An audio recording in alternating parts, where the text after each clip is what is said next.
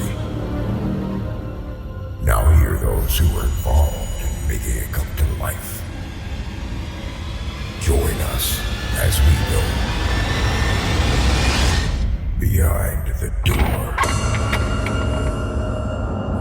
Good evening and welcome back to another episode of Behind the Door with the Grey Rooms podcast. I am your host, Brooks Bigley, and with me tonight is the author of Season 3, Episode 7, Alex Gallegos. Alex returns to the podcast with a sci-fi tale about friendship and fate. How are you this evening, Alex? I'm doing just fine. How about you? I'm doing okay. I'm glad that you're here. We get to talk about something fun here. I mean, this story, to me, is a feel-good story. And I know that we're in the Grey Rooms where nothing feels good. But man, you had this beautiful friendship between our two main characters, and ultimately there was no evilness. There was nothing scary happening other than just the situation that they were in. So it's really fun when we get to these are more just heartfelt, heartbreaking stories. So hey, great job, man. Yeah, thank you. I appreciate it. What were your first thoughts, when you first heard the story? I know that did you wait until the day that it was released publicly? I did, yeah. And then I ended up waiting actually until kind of late in the day as well. Because I, woke up in the morning, I'd noticed, of course, that the episode was released, and then I had to get up and go to work. And so it was kind of just sitting there taunting me all throughout the day. It was like, you can't listen yet. A pair of slippers, got out the noise-canceling headphones, and there may have been a generous pour of Maker's Mark. I hope it was more than 3 fingers. It may have been. Not a sponsor, as far as I'm aware, but maybe. So write him a letter. Right. So it sounds like this was a premiere for you. Like I've been smiling this whole time. I'm very proud. Like you were very eager. This was your telltale heart all day calling for you, and you could not answer it. And exactly. But you had the tenacity to just wait it out, and you made it home, and that really opened up your listening experience, right?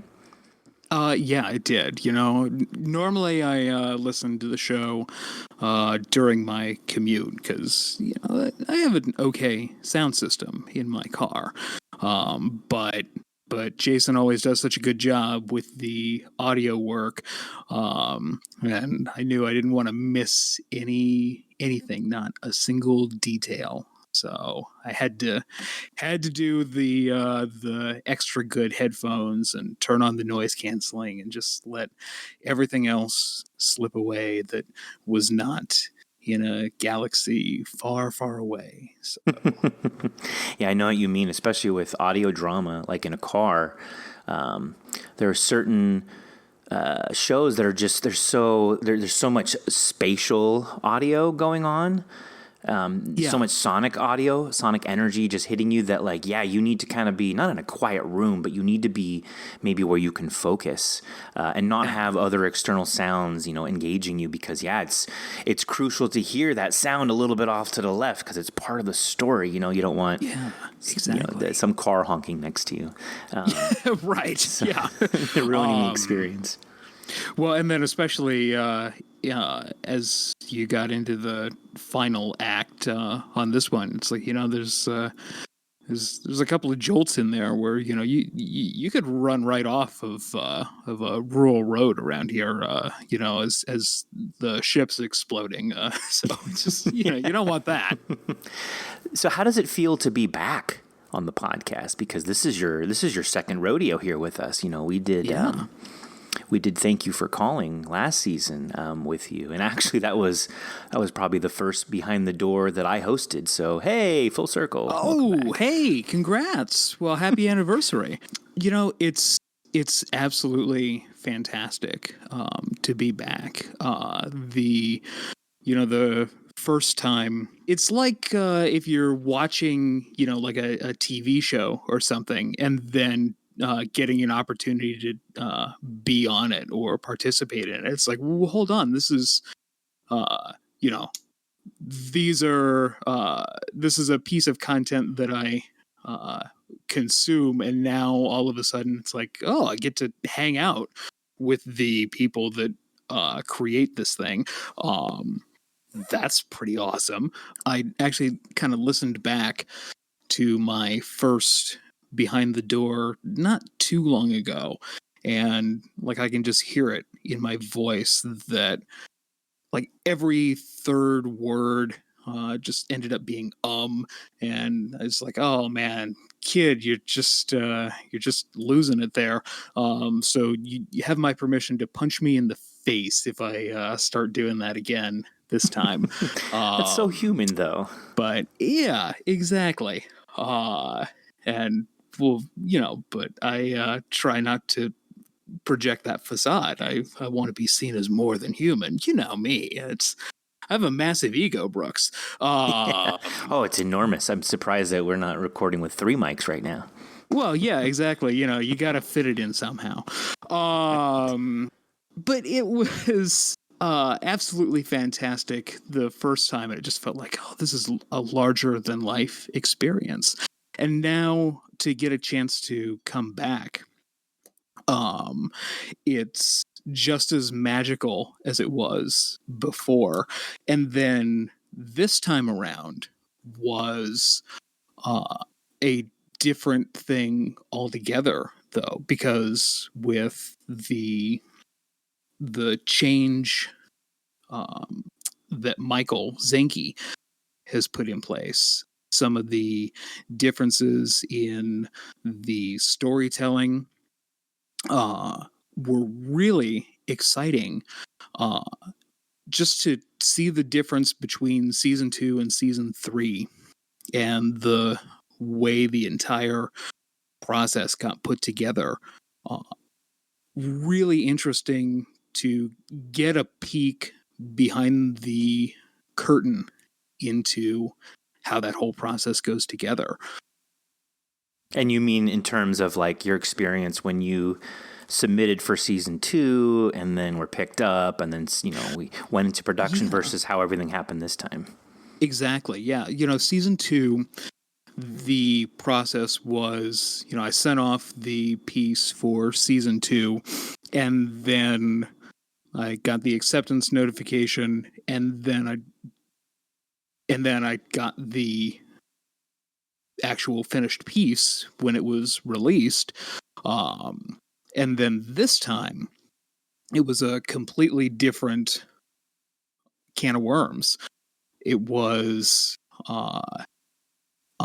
they actually sent me the scriptified version that Michael had done of turning everything from just prose into a script.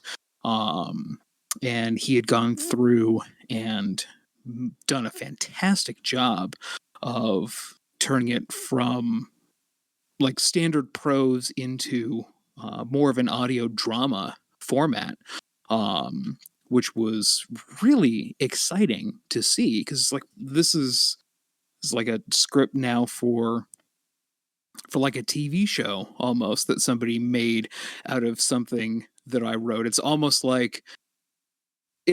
as if I wrote the book and somebody else made the screenplay. It was that sort of feeling. Professionalism, baby. Professionalism. Yeah, exactly. Yeah. And that was exactly what it felt like. We're very lucky this season to have Michael Zanke. He joined, midway-ish through season 2. But, I mean, this is his daily bread and butter. Like, he writes scripts for his day job. So he really is keen on doing it the proper way, the efficient way. He's really good at working on teams and with people. Having him in the synergy has just skyrocketed, I think, our own quality, in terms of the narrative script he's writing for the podcast, and like how you said, in terms of getting stories submitted now and turned into new scripts. It's very fun times. Yeah, absolutely. Well, so in terms of this story, it's how then did you get inspired to write this? You went from giving us our episode last season about just, basically turning the tables on, I don't want to say a serial killer. He wasn't a serial killer, but he definitely had some vibes that he had been doing. He had been killing other people too. Yeah. But then you give us this heartfelt story that was like two just real people. Well, one of them was a person. One was an alien. Yeah. But what inspired you to do this? So, in order to answer that question, I need to go off on a brief tangent, For sure. and then I'll circle back. So, did you ever see? There was a commercial for I can't even remember what company, so I guess it wasn't a very good commercial. But they made bathroom fixtures, and it's this architect, and he's walking this couple through his studio. He's like, "Oh yeah, we made this house in Germany, and we made one for the president." And then at the end, he comes and he sits him down in the office, and he says, "So what can we do for you?" And she reaches into her purse and she pulls out this faucet. Maybe it was Moen, I don't know. And she drops it down on the desk and she says, "Design a house around this." That's what it's like in my brain, like all the time. So like I'll get like these, like an idea for a scene, or maybe one for a theme or something. And, I've listened to some of the other authors that are like, "Oh, I had this idea for a story based on something that happened to me when I was a kid," or something. I'm like, well, that sounds like a much better way to have inspiration for stories. I wish that could happen to me because I just have these random images just kind of flying around in my brain. I'm like, well, how do I put those together and justify that? Is it like a feeling you get, like you say visuals, but like, is it a scene in your mind that you feel that you suddenly, it just pops in your head and you're like, I got to write about this? This one was, I knew I wanted to do something sci-fi related because the call had gone out last year that people wanted to go to space, and it was like, I can do space. Sci-fi is my bread and butter. The thing that I was really thinking about as I was trying to come up with an idea was, as the Grey Rooms sort of invites you to do, is I was like, well, I was thinking about death. And the death is pretty typically painful and gruesome and just not fun. In reality as well, but especially in the rooms. And so I started to think, does that have to be the case? And, I'm obviously not one of the lore makers for the frame story, but there's that line in, I think it's been in the first two seasons. I don't think it's been in this season. But when both Raymond and Samantha are told to choose doors for the very first time, they're told that one of the doors leads to their torment, one of the doors leads to their salvation. And that made me think, like, well, death has been pretty consistently through most of the episodes has been a pretty terrible thing. But did it have to be? Could I come up with a story where maybe death was a peaceful thing, or a heroic thing, or a noble thing, or not, if not something to be celebrated, but not something to be avoided actively either. So that was kind of the core idea. It was like, well, let me see if I can design a story around this. So that was the Moen faucet at the center of the story. Got it. Is let me see if I can do this, and then I wasn't exactly sure how I was going to achieve that. And so that led to like a month of procrastination, because that's just kind of how I roll. And I don't remember where all the rest of the inspirations came from. I had a lot of ideas that I threw out.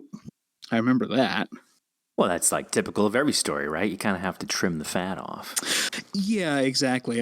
There were several versions that, like, I got actually pretty far into a version, like a couple of pages into one. It was like, it's not a bad story. It's just like this is not going to be interesting. Like it wasn't bad. It just was not right for this audience or for this for this medium, because it was basically about like an old man, like just about to die, just basically of old age, and like saying goodbye to family members and stuff. There could be nothing more boring. Right, exactly. And it was just this old man just lying in bed, putting his affairs in order, and like I think he's saying goodbye to his grandkids, and I think it's raining outside. Violins are swelling, and it's just I saved the Word document. I still have it. I may do something with it at some point, but I don't think you'll find it in the rooms at any point. Got it.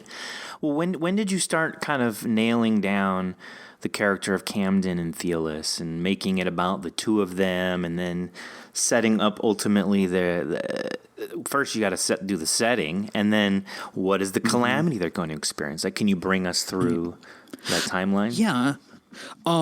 So once I had kind of, that ending in mind, then it was just kind of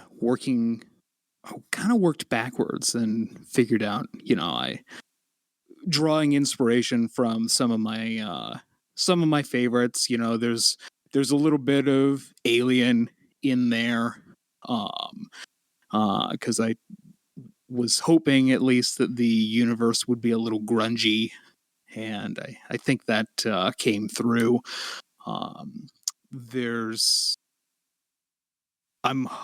I hope, and if I did my job properly, hopefully it comes through, that you weren't sure exactly where the gotcha was coming from. And that was kind of what I was trying to put together. It's like, was the problem going to be the ship was going to end up breaking apart around them, or was one character going to betray the other? Right. And you gave a false one too. I thought Camden was going to shoot Theolis for some as yet unknown reason. I thought you were leading us down that path. When we ultimately learned about these microbes, I was thinking like black goo. So I too was also thinking like, okay, well, is the ship gonna just anticlimactically implode itself and just be eaten up to nothing? Like, yeah, you kind of had a bunch of different avenues to take us on. So that definitely kind of added it continued the story. Like, oh God, what's gonna happen next? Where are they going with this? Yeah, and that was one of them. I went back through just recently and compared the script version to the prose version, and that was one of those. I think it works really well in the script version, versus the old style that we used to have, where everything was always 100% inside the narrator's head.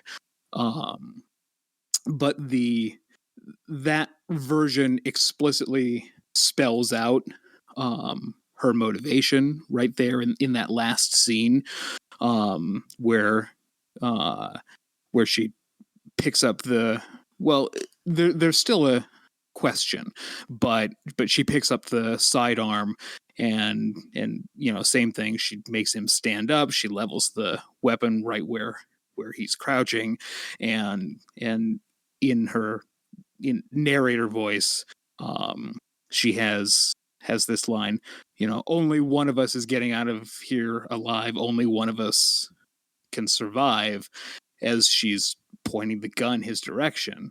And but I think it worked really well once it switched over, because it lends to that confusion of the moment. It's just, what's going on? They've just been their ship's just blown up, they've just been tossed end over end through space, and so I think it ended up working really well. And so that was, in answer to your broader question, that was just what I wanted. I wanted you to not really have any idea what was coming next, and not to feel like you were certain of anything. And if I did my job right, hopefully it worked out that way. Yeah, there was even a scene where I thought, like, oh, this story is about to resolve itself in the next minute or two, but yet I see like 20 minutes left in the episode. So what's going on here? Yeah, that was I like. So I think you did mission success. You did kind of expand the story longer. I mean, all of this could have happened really quickly within like a 5-minute story per se. Mm-hmm. But you did kind of flesh it out more and just bring it more to its like a logical conclusion. And we kind of felt like maybe we were with her as she was dying. It wasn't just a quick death, mm-hmm. A quick painful death or anything. Like we were kind of there up to her last moment. It was just a very different pacing, I think, than what we're used to here. And it wasn't out of the ordinary for the Grey Rooms. It just shows the many facets that we can have, with this podcast in terms of horror. Because for sure, your story was about horror. Like, people died. There was this terrible thing no one understood happening. And then, when you finally realize what's happening, there's just no hope. Everything is done, Well done. It was very well done. So I'm very happy that we brought this into the canon of the Grey Rooms. What did you think of the production itself? Like, what did you think of the art and the music? Like, what did you think of the whole experience? Oh man, it was absolutely fantastic. I have to start with the artwork, because Cassie sent me the art in advance, and just hey, this is about what it's going to look like. Just FYI, it's not public yet, so please don't post it on social media. And I said, hey, no problem, I absolutely won't. But I am going to make it my desktop background on my laptop, because it's just sitting in my house and nobody's going to see it. And she said, oh, hang on, got you covered. And she sent me a widescreen version, higher resolution. There you go. I was like, oh my gosh, you're the best. So Cassie, if you're listening, thank you. Appreciate it. Yeah. You are Cassie's awesome. awesome. Yes. And it is still there on my background. Oh, it should never leave as your background now. I mean, come on. It never will, unless season 3 is even more beautiful, and it's going to be hard to top. But if anybody can do it, she will. There you go. Yeah, Cassie's very intuitive at just kind of like how that mentality that you said of like, oh, I use it as this. And then she was like, well, let me do you one better. And then she went and did that for you. She does that with us in every tangent with our podcast. I mean, we do a lot of behind the scenes stuff that none of us either take credit for or talk about. It's just part of taking care of this as a business. But she's very, very much a part of all of that. And that mentality of hers, in our business chats, someone might say something about something, right? Whatever it was. And she'll jump on it just like what she did with you to make something better or to find something different or get some details for us or just put a shine on something. So, hey, if you're listening, Cassie, thank you. Yeah, appreciate it. And then the music, as always, was just absolutely amazing. Like pretty much right away, as soon as it started up, it was kind of what I had been hoping for. I had inklings of Star Trek in it. With that Captain's loggy music, heavy horns and everything, but maybe just a little bit of John Williams mixed in there. It was like if John Williams did Star Trek. So it was like this is absolutely fantastic. And then right around the end, when things start to go wrong, there's a turn in there and things get really, really dark really fast. And it was like, oh, this is absolutely beautiful. Yeah, J.M. Scherf just knows. Yeah, he gets that script. He's just so good now. And like each episode that comes out, us as the crew, we hear like J.M. will tell us, okay, I've got this part done for this story now. We go and listen to it. Like he's evolving faster than the rest of us at doing all this. I mean, the guy could make the most beautiful song for probably any situation now. So I do not doubt it. We're truly lucky to have his talents on here. So yeah, just all told, it was absolutely amazing.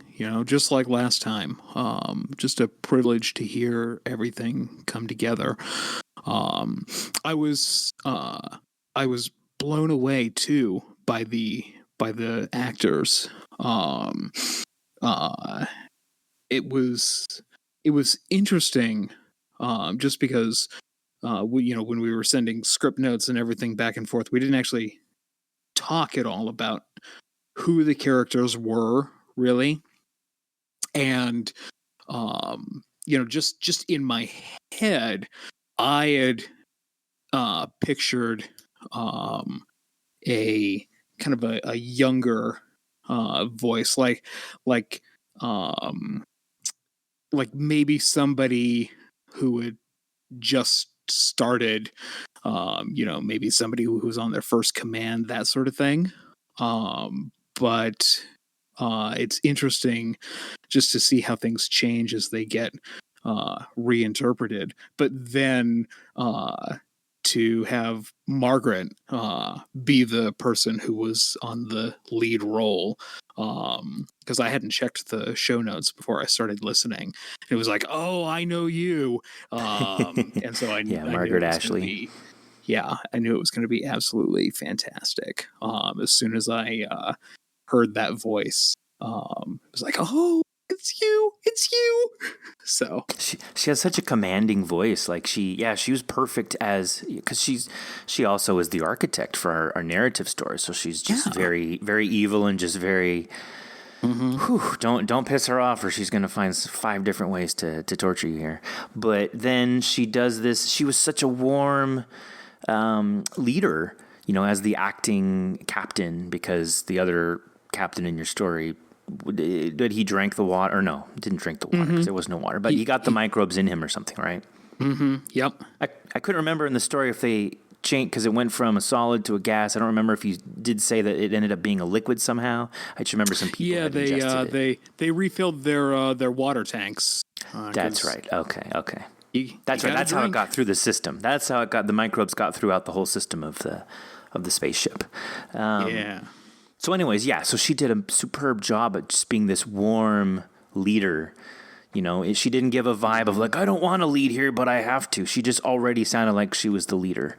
And, so it was almost surprising to find out that she wasn't the original captain. But that's, regardless, the story was still amazing because of it. So Margaret was great. And then Raymond Lee playing Thelis, he's up and coming with us. I think he hasn't worked with us until this season. But we're bringing him on a lot more stuff too. So man, he did great. Yeah. And Thelis was just a cool character.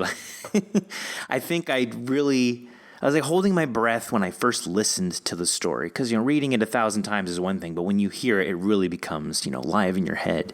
And the second that Theolis cuts in with the thing about like, I thought you were supposed to be doing a recording about a science recording, basically, not a personal documentary for your diary, and then she basically tells him to just shut the hell up. But it was such an endearing way that she said it. I was like, okay, this is going to be good, because I was wondering how their relationship was going to sound audio wise versus what you pick up when you're reading it. And as soon as I heard that, I was like, this is golden. We're good. We're going to be great here.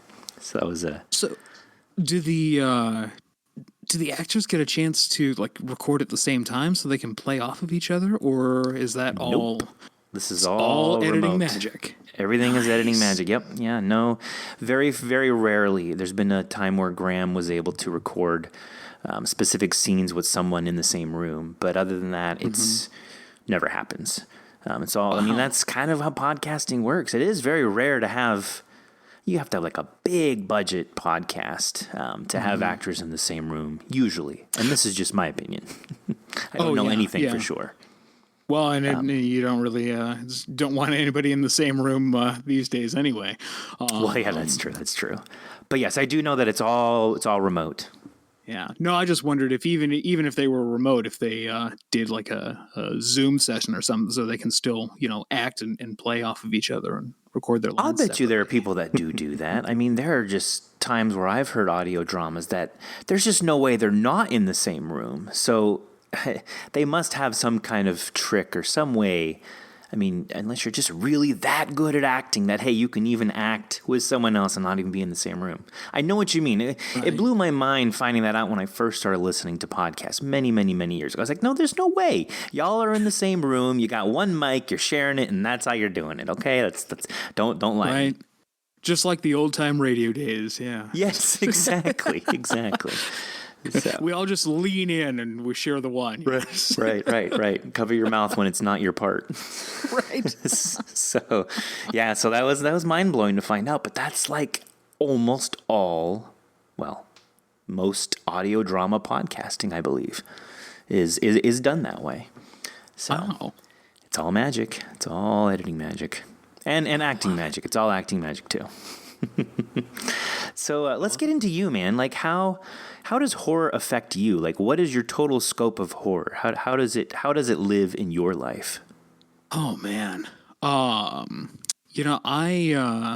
a huge fan of the genre. And like I can appreciate horror of any kind, really. I can watch a good slasher pick, and that's fine. But sorry, my neighbors are being really loud there. No, it's okay. We'll put them in the credits. There we go. Get their names real quick. Yeah, I will. I can watch a good slasher pick, and that's fine. But the horror that really works for me is either something that is at least based in reality, and you feel like that could actually happen, or even if there's a supernatural element to it, it at least feels like it has rules and you can understand it. And if that's the case, then it's much more scary than just a monster that just jumps out and goes boo. Nothing that ever happened at Camp Crystal Lake is anywhere near as terrifying as that movie, A Quiet Place. Yes. And then that pales in comparison to what was that one? The Strangers. I only had to see the trailer for that to be hooked. Just that bone-chilling line at the end of the trailer there. It's like, why are you doing this? Because you were home. And that's it. That's the whole motivation. There's no There's nothing supernatural. There's no revenge plot. There's just a couple of crazy people that broke into your home with a knife. That's it. And that kind of stuff just chills me to the bone. Yeah, we've talked about that before here on Behind the Door with other authors, that it seems like a general consensus is that, we can all appreciate a good, and I have to say it properly here too, a slasher film. I think I said thrasher in a prior episode, so people are like, he watches skateboarding videos? What are they talking about? Anyways. Yeah, that's a different kind of movie. Yeah, exactly. So bones can still break in those. But that's true. I feel like we're really keyed towards the horror, like you're saying and others have said, that maybe triggers in us the idea like this could happen to me. Like, I'm not afraid of Godzilla because I'm not afraid that will happen to me. I'm not afraid of Jason because I am not normally chased by, mask wearing dudes with machetes. So it's scary by proxy to watch it. But when you do have things like A Quiet Place, which that could foreseeably happen in some weird, strange ways. Some alien. I want to shy away from like the typical like, oh, the aliens came and the giant spaceship showed up, because that's not scary either. That is what it is. But like the idea of The Quiet Place, where it's about these are the rules, like you said, these are the rules that are set up that we have to follow, and that's scary as shit, man. Having to wake, there are no potato chips anywhere, or no one's eating potato chips. Those are all left behind simply because if you touch a bag, you're gonna die. Like those are very scary, strange things. That's taking our world and then putting a spin on it. And I'm sorry, but Godzilla doesn't do that. Slasher films don't do that. So what about reading? What about even other horror podcasts? Like, do you listen to anything else? Do you read anything? Any favorite author? I have pretty eclectic taste. I'll just kind of pick and choose from anybody. I'm partway through. I say reading. Reading's not the right word. I'm partway through deciphering House of Leaves. That's an interesting one. It is, but talk about having your brain broken. Well, explain why, because that's not a typical story. You're not just reading from page 1 to page 90, whatever. Exactly. So I haven't even gotten to the end, so I don't know. It probably gets more nuts. So House of Leaves, for those who aren't familiar, is a story about a guy who he and his friend break in and find this partially finished manuscript that a blind man wrote about a movie that doesn't exist, about a filmmaker making a film about a new house that he moved into where the laws of time and space don't seem to apply. And also the guy who broke in and found the manuscript just goes off on weird tangents about motorcycle rides he took and affairs he had with his boss's girlfriend and what it's like to be a tattoo artist. And then there's a lengthy appendix in the back with letters from his crazy mother that she wrote in an asylum. And it is a book that is sitting on my shelf with a pad of paper next to it, because it's more like a puzzle to be figured out than a book to be read. It's like you can't just sit down and just like, I'll just do a chapter and then I'll go to bed for the night. No, you can't do it. So that's been my obsession for a while. I was very overwhelmed by that book when I first interacted with it, and I probably should go back to it because I never finished it out. Yeah, I've got to dive back into it. because I started it in the middle of last year, and then I got busy with other stuff, and it's intimidating because you can't just be like, oh, I'll just pick this up for 10 minutes. It's like, no, clear your schedule. So Yes. Well, it's like reading just a Stephen King novel itself. I mean, exactly. You need weeks at a time of no disturbances and no other human interactions to get through some Stephen King novels. So. Yeah, exactly. If you've got kids, don't even bother reading House of Leaves. You'll never finish it. Yeah, no, it's not going to happen. So yeah, but I fortunately, I live by myself, so it works out for me. So. No excuses. You better finish this book now. Exactly. Yeah. So hopefully, by the time knock on wood, Behind the Door season 3, I'll give you my book report on how this thing turns out. So there you go. Yeah. Other than that, there's so much great horror content that people are producing, and I think we're fortunate to live in the age that we're living in now, where the barrier to entry is as low as it is, and the barrier to finding people's content is as low as it is.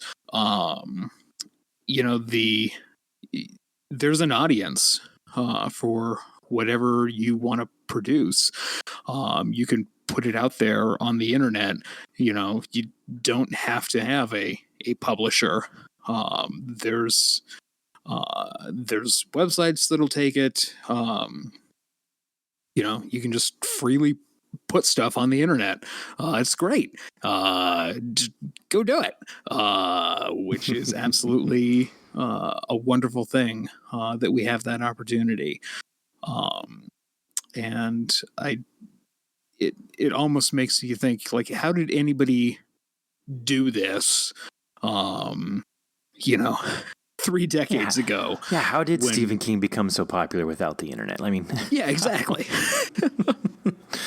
Yeah, we take it for granted every day, but somehow we totally, we used to drive cars and use paper maps, and after that, we used to print off of MapQuest, and now we just have GPS in our phone. So yeah, there's always an evolution, but also sometimes it feels like how in the hell did we ever do it a different way just 10 years ago? I can't imagine not having a cell phone / computer in my pocket. Even though we were probably, actually, I don't know how old you are. I'm 38, so I do remember a childhood with no cell phones, no devices. Basically, your Nintendo and your TV were your only electronic devices. Yeah. How did we function not being able to just Google anything right away, right on the spot? Oh, you want an answer to that? Stand by. Here's the answer. We're so tuned to that now. Yeah, you would think, oh man, there's something I'd like to know more about, and anybody who was with you would go, it's a darn shame. Wish there was some way I could help. Gonna have to wait till the weekend. Go to the library. Right? Yeah, There'd be no way to continue on with that conversation. Yeah, exactly. So, well, are there any projects that you are working on outside of the gray rooms that we can share with anybody that you've done or are looking forward to doing? Anything of that nature? Well, right now I don't really have any irons in the fire, but it's January, only January 11th, so I don't think it's too late for some resolutions for the year. And one of the things that I've kind of been inspired to try to do is to try to find somewhere else to get a little bit more of a voice out there other than just posting stuff on the internet. And part of that has been as a result of the time that I've spent in the rooms. So I'm actually looking into literary journals that have open submissions, that sort of thing, just just so that I can have a little something more out there. I don't really feel like I am poised to write a novel or anything at this particular point, but I'd like to have something more out there so that when I get questions like this in the future, I can say, "Oh yeah, check out my website," or "Here's my portfolio," as opposed to, gosh, that'd be nice. Well, hey man, like you said, it's the 11th. Make that your resolution now. Just write a whole bunch of short stories. Just get into the habit of anything, maybe once a week. Like you said, you build your story kind of like how the house is built around that sink faucet. Just exactly. Do that once a week. Get your sink faucet once a week, build a new house around it every week. Exactly. Regardless of where it goes, just start, Right. Yeah, and I think that's some of the best advice.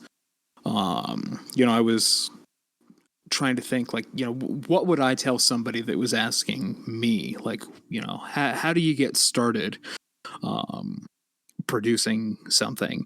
And I think that's one of the important things is, and we've heard it from most of the people that have been on the show before, is, at some point you ultimately just have to do it. Yeah. But the difficult thing, I think the difficult thing for me is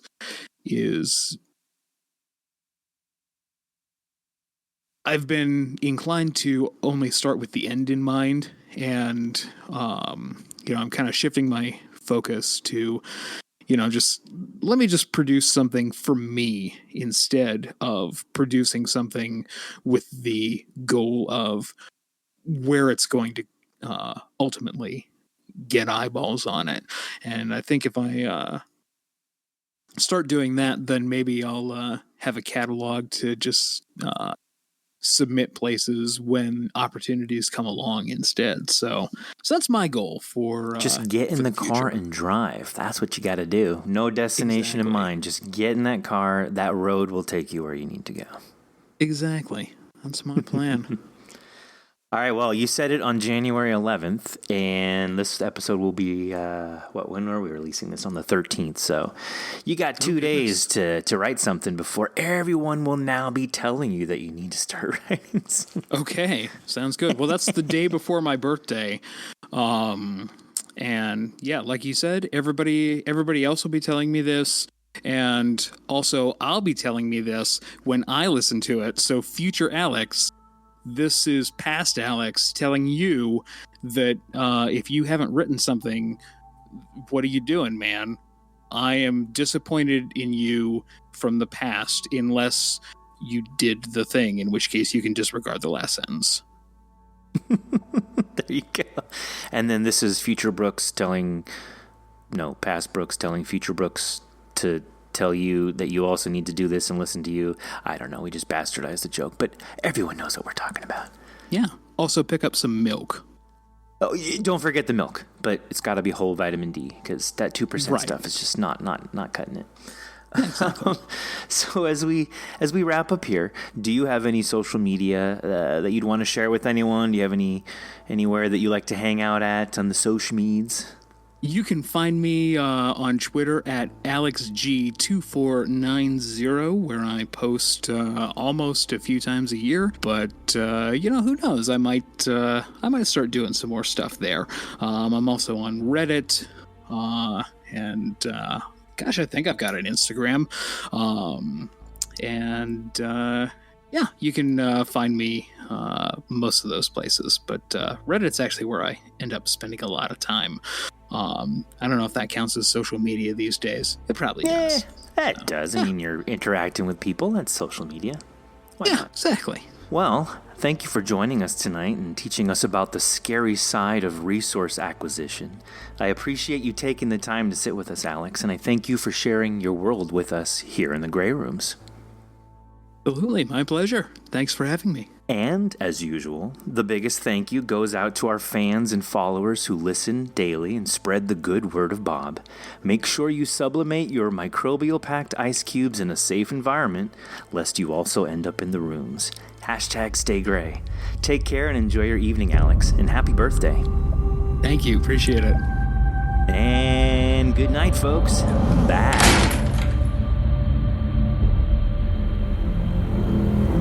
Join us each week after every episode for another edition of Behind the Door.